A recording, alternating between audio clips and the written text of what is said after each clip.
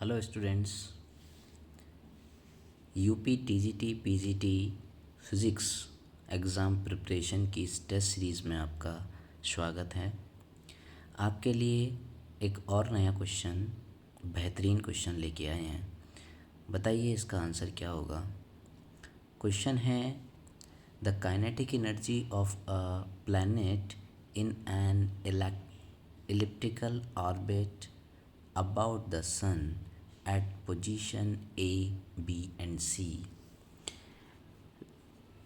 Due to this position, the kinetic energy is also Ka, Kb and Kc respectively. So AC is the major axis and SB is perpendicular on AC at the position of the sun as shown in figure।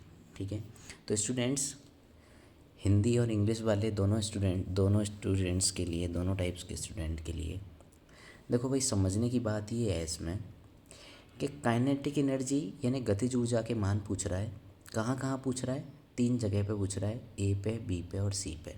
ठीक है, तो सबसे पहले आप ये जानते हैं कि अगर काइनेटिक एनर्जी का मान हमें ज्ञात करना है तो उसके लिए हमें एक चीज़ की आवश्यकता पड़ेगी, क्योंकि काइनेटिक एनर्जी का फॉर्मूला होता है K=12 mv²। ठीक है, K=12 mv² काइनेटिक एनर्जी का फॉर्मूला होता है। इसका मतलब V की वैल्यू चाहिए हमें, तो हम काइनेटिक एनर्जी को डिफ़ाइन कर सकते हैं। V की वैल्यू कहाँ कहाँ चाहिए? C पे चाहिए, B पे चाहिए, A पे चाहिए। इन 3 जगह पर V की वैल्यू चाहिए।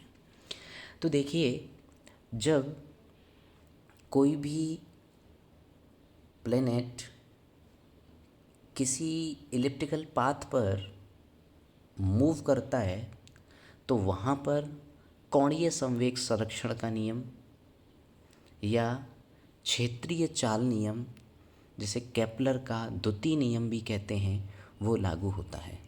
ठीक है, तो सबसे पहले अगर हम बात करें कि कोणीय संवेग की, तो आप जानते हैं J होता है R×P। ठीक है, P बराबर होता है mv, तो R=mv।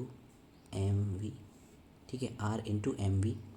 तो यहाँ से m, R and V =J हो गया।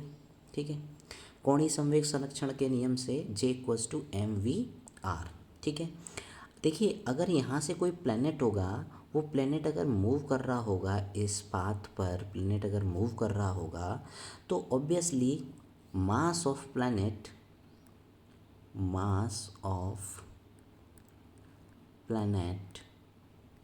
Will be constant. अब भैया ऐसा तो है नहीं कि वो अगर मूव करता जा रहा होगा और उसका मास बदलता जा रहा होगा, ऐसा तो हो नहीं सकता। तो मास तो कांस्टेंट हो ही गया, यानी डिपेंडेंसी किन पर है? एक आर पर और एक वी पर। देखिए अगर हम मेजर एक्सिस की बात करें तो आर ये हो गया, माइनर एक्सिस की बात करें तो आर ये हो गया। तो आप यहाँ से ये देख रहे होंगे कि अगर ये कोणीय संवेग संरक्षण रहना है तो अगर आर का मान कम होगा तो वी का मान इंक्रीज़ करेगा, और अगर वी का मान डिक्रीज़ करेगा तो आर का मान इंक्रीज़ करेगा।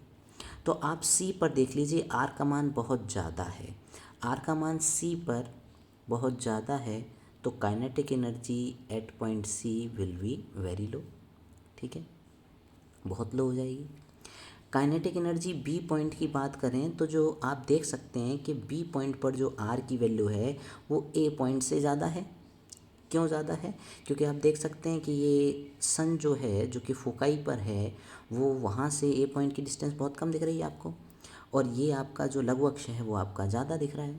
ठीक है, तो यहाँ से हम ये मेज़र कर सकते हैं कि kinetic energy of B will be down also, but इससे ज़्यादा होगी, किससे? सी से। बट काइनेटिक एनर्जी ऑफ के ए लो डाउन नहीं होगी। ठीक है, ए कैसी होगी? ज़्यादा होगी। क्यों ज़्यादा होगी काइनेटिक एनर्जी? ज़्यादा क्यों होगी? क्योंकि आपको पता है ए पर आर का मान कम हो गया, आर का मान कम हो गया तो वी का मान ज़्यादा हो गया, और वी का मान ज़्यादा हो गया तो काइनेटिक एनर्जी ऑफ ए भी ज़्यादा हो गई। तो यहाँ से हम ये कह सकते हैं कि द काइनेटिक एनर्जी ऑफ के ए इज़ हाई, उससे कम काइनेटिक एनर्जी किस पे होगी, बी पर, और उससे कम काइनेटिक एनर्जी किस पे होगी, सी पर। ठीक है, तो अगर हम यहाँ से देखें तो हमारा बी ऑप्शन राइट हो जाता है।